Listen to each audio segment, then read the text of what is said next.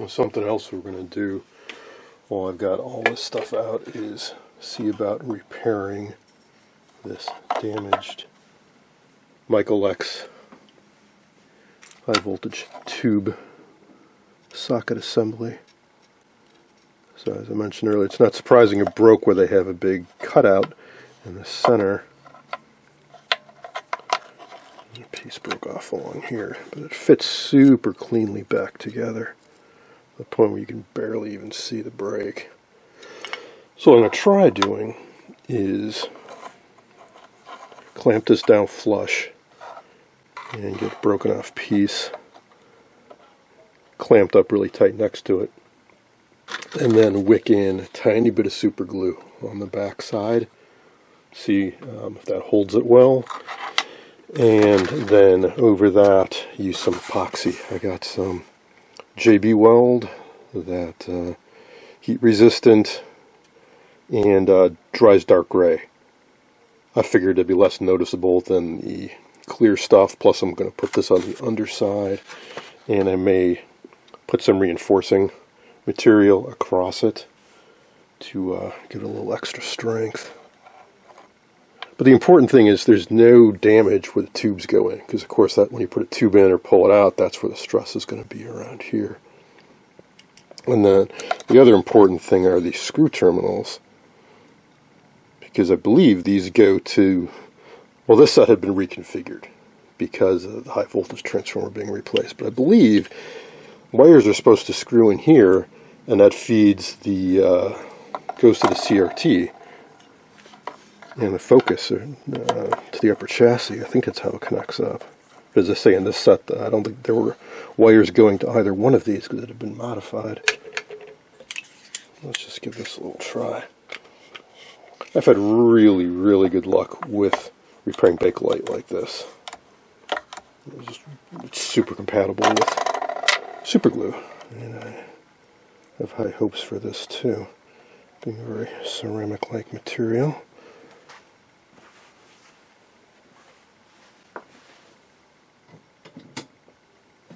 Because these fractures are so clean, I have high hopes for this.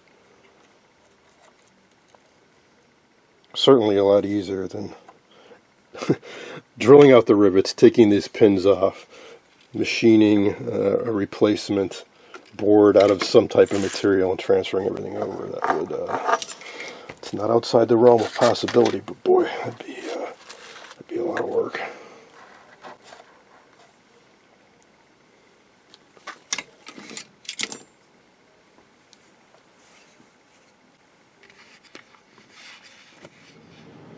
Well, that seemed to work even better than I could have hoped.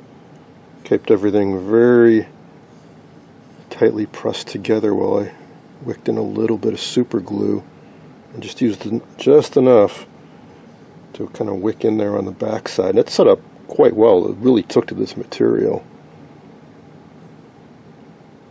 And it's holding together quite well, and I have putting pressure on it because I just barely. The point is I want to use the epoxy to really hold it together.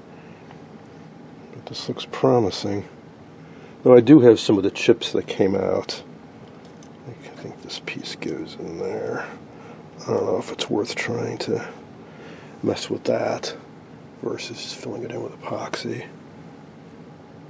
But there we go. So I think we can salvage this.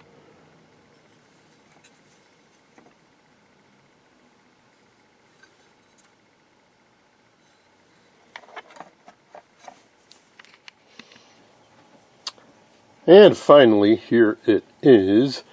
After the epoxy set up, I scraped off the excess and then gave the whole thing a good scrub down and cleaning. So, part of my wanting to prototype the high voltage circuit on a breadboard also involves this, because I want to plug in the two rectifier tubes and hook them up to high voltage to make sure this works before I reinstall it in the chassis and wire everything up. Now, you may have been concerned when I said JB Weld. This isn't the type of JB Weld that has iron in it. I did do some resistance checks on the epoxy, and I was getting infinite resistance.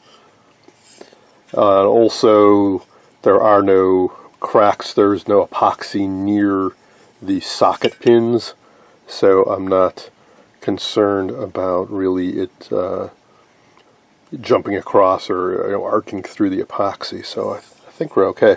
My main concern is the force of inserting and removing tubes. You see why it cracked here in the first place is the stress points. So they drill holes in this for mounting, so we got 2 screws holes here, and then there's a big section cut out in the middle. So of course it cracked along that and along there and right where the screw holes are. So I will definitely be ginger when I insert and remove tubes, and hopefully I won't be doing that very often. I'm going to put some new old stock tubes into these tube pins, so hopefully it'll be many, many years before a tube even needs to be removed and inserted.